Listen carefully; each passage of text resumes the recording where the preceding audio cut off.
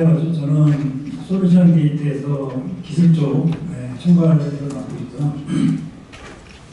저희 사는 국내 그 클릭 플랫폼에 대한 전문 파트너사로서 근무를 하고 있는 회사라고 보시면 될 것 같습니다.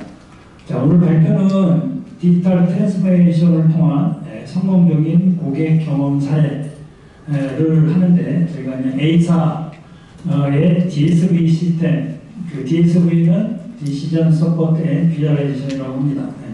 거기에 대한 구축 사례를 소개해 드리도록 하겠습니다. 목차는 제가 7가지로 구분을 했고요. 첫 번째 디지털 트랜스포메이션의 정의 전략, 두 번째가 그 A사의 DT 구축 배경, 세 번째가 그러면은 그 A사가 왜 클릭 플랫폼을 선정하게 됐는지 선정 사유, 그 다음에 간단하게 클릭 플랫폼의 어떤 특장점을 소개를 드리고요. 그럼 A사는 시스템 구조가 어떻게 구성을 했는지, 그 다음에 간단하게 고객사의 샘플 메뉴하고 화면을 소개해 드리고요. 마지막으로 구축 후의 기대효과, 그 순으로 발표를 하도록 하겠습니다. 이 A사도 사실은 디지털 트랜스포메이션을 구축을 한 겁니다. 제가 초기에 전산을 시작을 해서 한 30여 년 정도는 IT 쪽 일을 했는데, 초기에는 전산 조직이 보통 뭐 전산실 내지 데이터 관련된 그런 부서 명칭이었는데, 이 고객사 같은 경우는 그 조직도 DT팀이라고 따로 있어서 DT팀에서 프로젝트를 주관하고 총괄 책임을 하는 그런 프로젝트입니다. 그러다 보니까 제가 간단하게 디지털 트랜스포메이션이 뭔지 2페이지 정도만 간단하게 정리를 해봤습니다.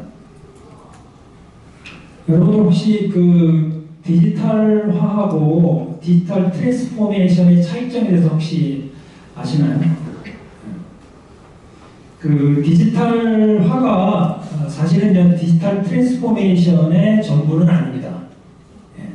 그 디지털화는 디지털 트랜스포메이션의 여정에 아주 중요한 첫 그 단계로 이해하시면 될 것 같고요.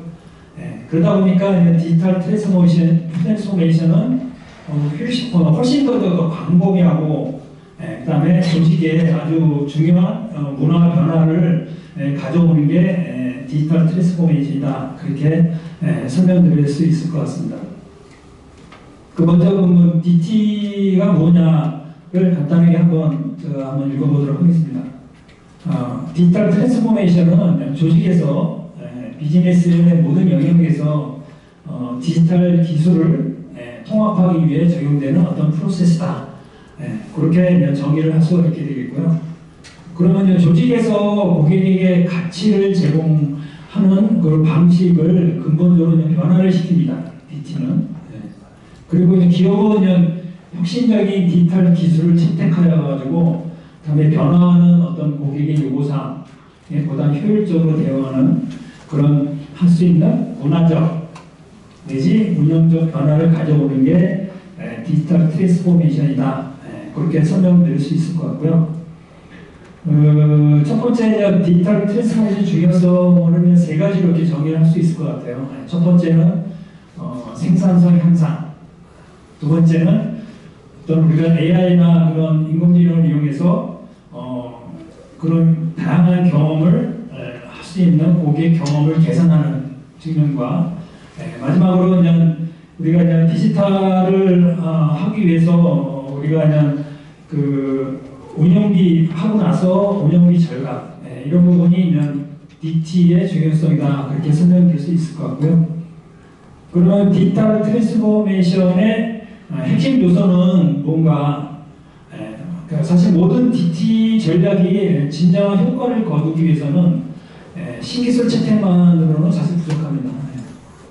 조직의 모든 측면에서 이루어져야 하고요. 여기 나온 것처럼 고객 경험, 인재, 변화, 혁신, 리더십. 마지막으로 문화의 변화를 가져오는 게 디지털 트랜스포메이션의 핵심 요소다 이렇게 설명드릴 수 있을 것 같고요. 그런 DT의 유형은 네 가지로 정의할 수가 있을 것 같아요. 비즈니스 프로세서, 비즈니스 모델, 비즈니스 도메인, 그다음에 조직 및 문화. 그렇게 설명할 수 있고, 그러면은 DT는 어떤 단계로 이루어지냐? 제가 6단계로 정의를 했는데, 이거는 AW에서 제공하는 6단계 지침 사례로 정의를 한번 해봤습니다. 1단계는 현상 유지입니다. 현상 유지는 현재의 현 상황인 거죠. 그게 이제 1단계라고 보시면 될 것 같고, 자, 2단계는 그러면 뭔가 지금 현재 상황을 유지하는데 뭔가 개선점이나 변화나 혁신이라든가 뭐 그런 게 필요하겠죠. 그래서 뭔가 그런 변화가 필요한 부분을 다른 방식으로 어떤 해결하기 위한 활동, 그게 2단계로 보시면 될 것 같고요. 그러면 3단계에서는 우리가 이걸 적용하기 위해서는 여러 가지 신기술, 솔루션이건 툴이건 플랫폼이건 다 필요할 것 같습니다. 거기에 대한 테스트를 사전에 해야 되고요. 그러면 그걸 하기 위해서 경영진에서 예산이라든가 투자 승인을 먼저 받는 게 3단계라고 보시면 될 것 같습니다. 자, 그러면은 그 경영진으로부터 우리가 그 투자 승인도 받았고, 그 다음에 어떤 신기술에 대한 테스트도 이미 우리가 완료를 했으니까, 그 다음 할 때 제일 중요한 전략을 짜야 됩니다. 그래서 장기간 로드맵을 작성을 해서 전략을 짜고, 5번째 단계가 실제로 우리가 짠 전략에 대해서 우리가 프로젝트를 실행을 하고 구축하고 하는 그런 실제로 맞춤형으로 프로젝트를 진행하는 게 5단계가 되겠고요. 자, 그럼 마지막으로 우리가 DT를 우리가 구축을 하고 나서 그러면 우리가 시스템도 모든 게 많이 바뀌었을 거예요. 그 바뀐 거에 대해서 우리가 그냥 새로운 적응을 할 수 있는 이 단계도 굉장히 중요한 단계라고 생각이 됩니다.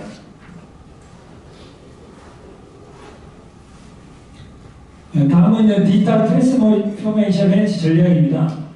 전략은 모든 조직에서 단기, 장기 디지털 트랜스포메이션을 구현하기 위한 어떤 상세한 계획이다, 그렇게 설명할 수 있을 것 같고요. 구성 요소로는 6가지로 나눌 수 있을 것 같아요. 디지털 트랜스포메이션을 시작하고 주도하는 리더, 굉장히 중요하죠. 리더분이 잘 전략을 짜고 우리가 DT를 할 때 잘 가이드를 하고 리딩을 해줘야 될 필요가 있을 것 같고요. 그 다음에 투자 및 재무 계획, 그 다음에 투자 수익 측정하기 위한 우리가 KPI. 당연히 이런 많은 투자가 필요한 프로젝트다 보니까 거기에 대해서는 당연히 KPI가 사전에 설정되어야 됩니다. 여러 가지. 예를 들어서 현재 우리가 분석하는 조회 속도가 뭐 1분인데 우리는 5초에 어떤 결과물이 나와야 된다라든가 그런 KPI가 사전에 정의가 되어야 되고, 그 다음에는 이런 DT 프로젝트 하게 되면 당연히 많은 솔루션과 툴과 그다음에 뭐 플랫폼이건 여러 가지가 필요하죠. 그래서 이거를 지원할 도구와 프로세스가 중요하고요. 그 다음에 이런 프로젝트 같은 경우는 우리가 외부 리소스도 우리가 잘 선정을 해서 활용을 해야겠죠. 그래서 외부 리소스 및 서드파티 전문가. 그 다음에 최종적으로 우리가 디지털 트랜스포메이션을 고객하고 직원한테 미치는 영향이 뭔지, 이 부분도 굉장히 중요하다고 생각이 됩니다. 그래서 6가지 구성 요소로 설명드릴 수 있을 것 같고요. 개발 단계로는 우리가 비즈니스 목표에 맞게 디지털 트랜스포메이션을 조정을 해야 되고, 그 다음에 초기 프로토타입 개념의 어떤 개념 증명을 뭐 POC건 파일럿이건 그렇게 진행을 하고, 또 여러 도구를 가지고 우리가 구축을 하다 보니까 기술 구현의 계획을 세우고 테스트 해야 되고, 그 다음에 중간중간 어떤 피드백을 수집을 해서 거기에 대한 그 전략을 개선을 하고, 그 다음에 국내뿐만 아니라 해외의 어떤 구체 사례라든가 잘 사용하는 그런 기업의 어떤 사례를 연구해서 여러 고객사에 아주 훌륭한 전략이 마련될 수 있지 않나 이렇게 생각을 하고 있습니다. 자, 그러면 A사의 디지털 트랜스포메이션 구축 배경에 대해서 설명드리도록 하겠습니다. 첫 번째는 이 고객사는 글로벌 컴퍼니 회사고요. 사실 이제 본사, 외국에 있는 본사에서 이런 디지털 트랜스포메이션을 구축을 했으면 좋겠다는 요구가 있었습니다. 첫 번째가. 그리고 또 본사에서 이 DT를 하기 위한 전체적인 마스터 플랜을 이미 정리가 돼 있었어요. 전략서부터 해가지고. 그래서 그거를 해외에 있는 어떤 투자사나 계열사한테 글로벌 표준을 똑같이 공통적으로 적용을 해서 전 세계적으로 계열사가 투자사가 어떤 정보를 통합해서 볼 수 있는 그런 요구사항이 있어서 이 프로젝트를 하게 됐고요. 그 다음에 어떤 신속한 빠른 의사결정, 디시전 서포트의 필요성이 대두됐습니다.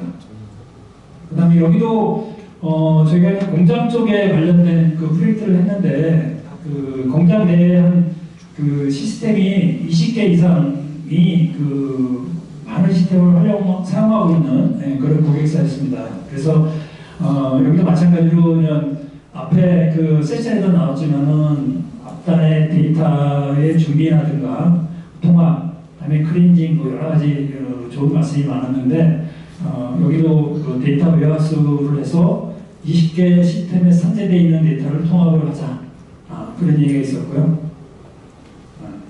그 다음에 이 DSV 시스템을 실제로 사용하는 고객 사용자 수는 약 한 3,000명 정도 됐습니다. 3,000명이면 국내에 좀 작은 고객사는 아니죠. 그래서 3,000명 정도가 활용하는, 분석하는 그런 환경을 프로젝트를 진행을 했고요. 그 다음에 이 프로젝트를 하면서 제가 좀 느낀 거지만은 어떤 성과 측정에 대한 그거에 대한 중요성이 굉장히 강조가 많이 됐고요. 여기는 외국 글로벌 컨설팅 엑센처라는 글로벌 컨설팅 회사하고 저희와 같이 이제 프로젝트를 진행을 했는데 이런 인덱스 KPI, KOP에 대한 사전 컨설팅이 엑센처가 이루어지고 그 다음에 거기에 대해서 KPI, KOP에 대한 우리가 시각화 분석하는 쪽은 플랫폼을 이용해서 구축을 했습니다.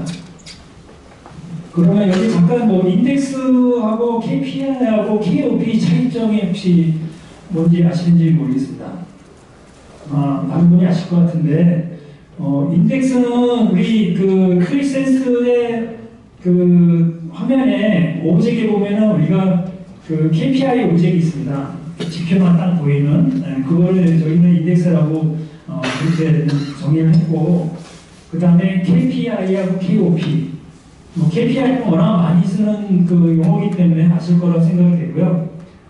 주요 성과 지표죠. 이거는 어떤 회사의 조직의 평가라든가 그 다음에 인사 고과라든가 그런 게 실질적으로 영향을 미치는 게 KPI로 정의를 했고요. KOP는 이게 공장이다 보니까 키 오퍼레이션 퍼포먼스입니다. 그래서 공장 내에 운영하기 위한 지표들이 많이 있는데 지표를 중점적으로 관리하는 그런 성과 지표를 KOP로 이렇게 정의를 해서 이 세 가지를 분석을 하는 그런 환경을 만들었고요. 그 다음에 워크플로우 디지털을 통한 신속한 업무 개선이 필요하다. 여기는 업무 요청이라든가 승인이라든가 결제 그런 부분도 워크플로우 디지털화에 포함이 됐고요. 그리고 주관사 글로벌 엑센처 컨설팅이 주관사로 계약을 해서 굉장히 큰 프로젝트였습니다. 공식 프로젝트 명칭은 스마트 플랜트 지능형 공장 시스템입니다. 약 한 13개 시스템이 동시에 한꺼번에 프로젝트를 하는 아주 큰 프로젝트였고요. 저희 클릭센서가 들어간 그 DSV 시스템은 13개 중에 하나입니다. 그게 얼마나 큰 프로젝트였겠어요, 그죠? 그래서 1단계에 약간 255억 정도가 투자를 해서 1단계를 프로젝트를 했고, 지금 1단계가 마무리된 게 올해 5월달 정도쯤에 1단계가 마무리되고, 지금 2단계가 지금 프로젝트가 진행 중에 있습니다.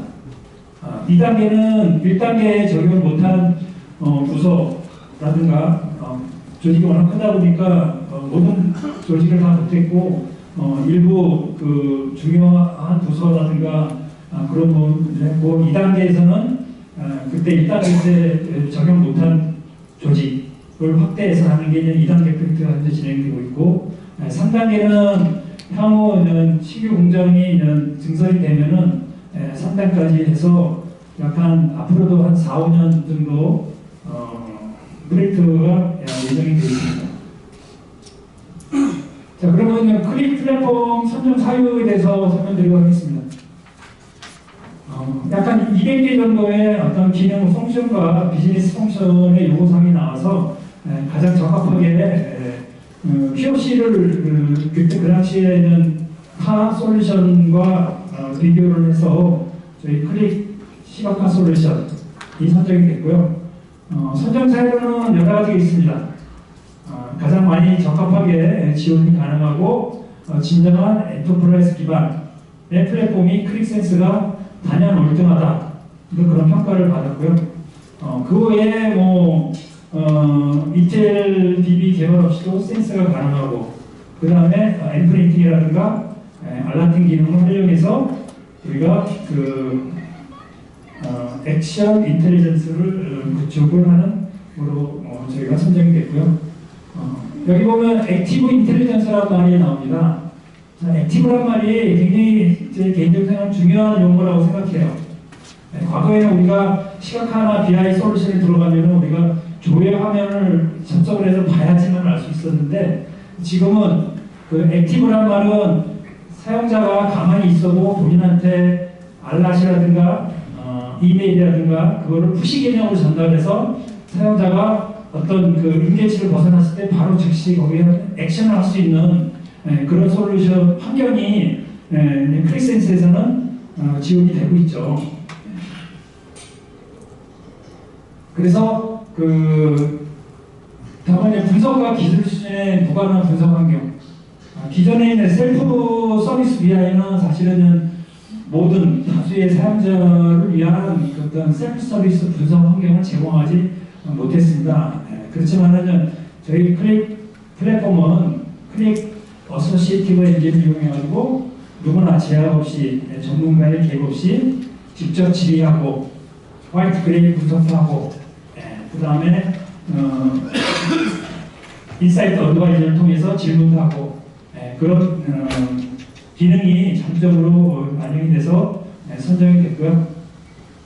오늘 AI 관련된 거는 앞쪽에서 많은 설명이 나와서 굳이 제가 설명을 안 드려도 될 것 같고요. 자, 그러면 A사의 DSV 플랫폼에 대한 베이직 구조입니다. 제일 왼쪽에 소스 시스템이 많이 있고요. 그 다음에 신규 이번에 13개 시스템이 들어간 13개 시스템과 레갈 시스템, 그 다음에 SAP ERP 시스템이 소스 시스템으로 데이터가 다 추출이 되고, 그 다음에 데이터 웨어하우스를 구축하고, 실제로 DSV에서 여기 있는 센트럴 리밋 레파지토리라는 게 있습니다. 여기는 뭐냐면은 우리가 DSV 시스템 말고도 약 13, 기존의 20개 정도 시스템에서 어떤 인계치를 벗어날 때 알람을 보여주는 그런 중요 정보를, 그러니까 최고치라든가 시저치라든가 그런 중요 정보를 관리하는 게 센트럴 리밋 레파지토리입니다. 저기 통해서 우리가 액티브하게 우리가 근무를 할 수 있는 그런 환경이 제공되는 거고요. 두 번째는 여기 롤 베이스가 있습니다. 약간 189개의 롤과 그 다음에 조직의 세븐 레벨의 계층을 해서 CEO서부터 저 말단 현장에 있는 분까지 어떤 이 레벨을 다 어떤 권한 관리를 해가지고 거기에 맞게 개인화라든가 조직의 개인화, 개입을 개인화라든가 그런 걸 적용을 했고요. 네, 특이한 거는 여기 쉐어포인트라는 게 있습니다. 쉐어포인트가 실질적으로 DSV의 어떤 전체적인 뭐 화면, 그러니까 웹 환경이랄까, 네, 그런 거를 쉐어포인트를 이용했고요. 쉐어포인트에서 어떤 디지털 워크플로우라든가 그런 기능을 지원을 하는 그런 형태로 되어 있고요. 그 다음에 인덱스, KPI, 리포트, 대시보드, 네, 이런 식으로 구성을 했습니다. 크게 그냥 대메뉴를 잠깐 설명드리는데, 사실은 이 메뉴가 이렇게 쭉 연결되는 겁니다. 네, 이렇게 한 라인을 좀 올리는데, 제가 좀 더 크게 보기 위해서 두 개 짧게 쪼개서 두 개를 한 거고요. 네.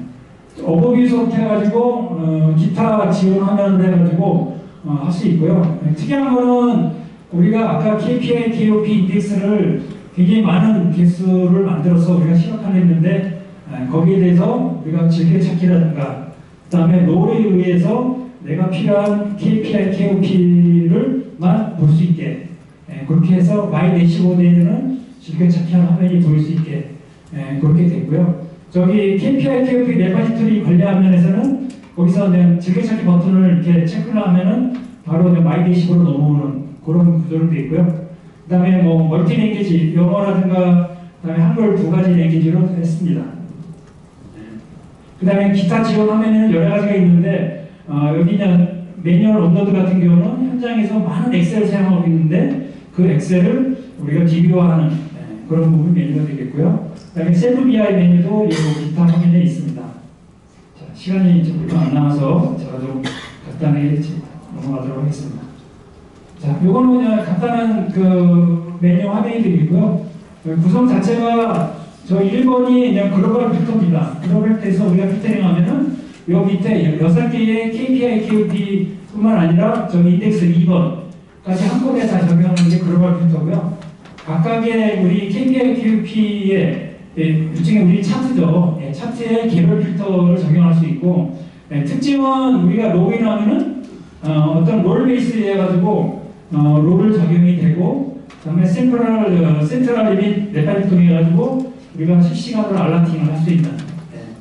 그 다음에 우리가 개인별 즐겨찾기 기능을 해서 굉장히 많은 우리가 리포트나 KPI와 KOP를 했지만은 나와 관련된 화면만 지표만 우리가 분석할 수 있게 그렇게 진행을 했습니다. 사실은 좀 더 자세한 화면이 많이 있지만은 고객의 정보 내용도 있고 그래서 좀 간단하게 설명하겠습니다. 자, 그 다음에 구축 후 기대 효과입니다. 이거는 프로젝트 전체에 대한 내용이고요. 약간 255억 정도 들었다고 했죠, 1단계. 그래서 여기 한국경제하고 세계일보에 기사된 거를 가지고 제가 간단히 정리했습니다.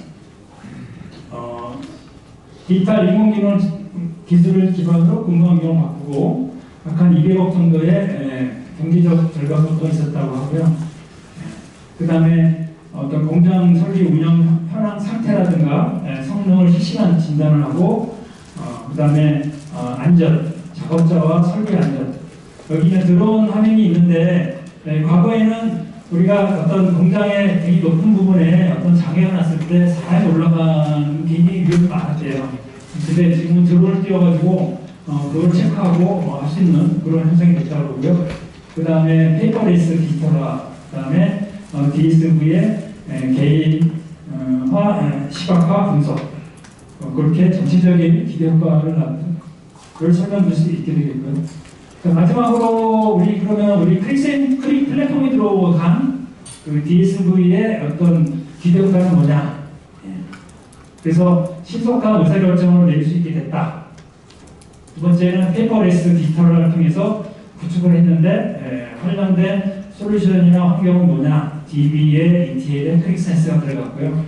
그 다음에 개인 엑셀 데이터를 DB화 및 시각화를 구축했고, 쉐어포인트를 통해서 PDF 문서를 공유를 하고 하는 그런 게 큰 기대 효과가 있고요. 그 다음에 DSV에 우리가 200-300개 정도 이상의 인덱스, KPI, KOP에 대한 어떤 시각화 분석을 개인화해서 즐겨찾기라든가 롤 관리에서 했다.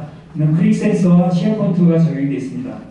여기 뭐 KPI는 약간 112개, KOP는 137개, 포트는 84개 그렇게 개발을 했고요. 향후 2단계에서는 더 많은 그런 화면이나 리포트가 나올 예정입니다. 그 다음에 KPI 트리는 우리가 그 트리 구조 형식으로 상위 조직은 하위 조직에 그 계산돼서 나올 수도 있지만은 상위 KPI 간에도 그 트리 형식으로 해가지고 분석하는 게 KPI 트리가 되겠습니다. 지그찾기, 그 다음에 셀프 BI 환경, 1단계에서는 크게 많이 적용을 못했지만 2단계에서는 적용할 예정이고요. 그 다음에 애플리팅을 이용해서 어떤 보고서의 푸시, 그 다음에 알라스를 이용해서 아까 센츄럴 리밋의 잉대치 데이터를 이용해가지고 우리가 알라팅하는 부분, 그 다음에 워크플로우 디지털화를 시어포인트를 이용해서 우리가 본 프로젝트를 하시겠다 그렇게 설명을 드릴 수 있게 되겠습니다. 장시간 제가 설명을 드렸는데 사실 설명드릴 게 많았지만은 시간상 여기까지 분이 설명 못 드린 거를 아쉽게 생각하고요. 발표를 마치도록 하겠습니다. 감사합니다.